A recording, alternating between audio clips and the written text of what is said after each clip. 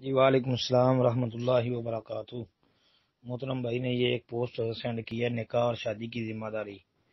اس میں جی ایک روایت لکھی ہے ابو سعید خدری اور عبداللہ بن عباس رضی اللہ تعالی عنہما کے حوالے سے کہ نبی علیہ السلام نے فرمایا کہ جس کو اللہ تعالیٰ اولاد دے تو چاہیے کہ اس کا اچھا نام رکھے اور اس کو اچھی تربیت دے اور سلیقہ سکھائے، پھر جب وہ سن بلوغ کو پہنچے تو اس کے نکاح کا بندوبست کرے۔ اگر اس نے اس میں کوتاہی کی اور شادی کی عمر کو پہنچ جانے پر بھی اپنی غفلت اور بے پرواہی سے اس کی شادی کا بندوبست نہیں کیا اور وہ اس کی وجہ سے حرام میں مبتلا ہو گیا تو اس کا باپ اس گناہ کا ذمہ دار ہوگا۔ شعب الایمان للبیہقی، اس کا حوالہ امام بہقی کی شعب الایمان کا۔ جی یہ روایت امام بہقی کی شعب الایمان کے اندر آتی ہے 8299 نمبر پر۔ ہاں تو بھائی کہتے ہیں جی اس کی سند کیسی ہے، وضاحت کر دیں۔ جی سند اس کی ضعیف ہے۔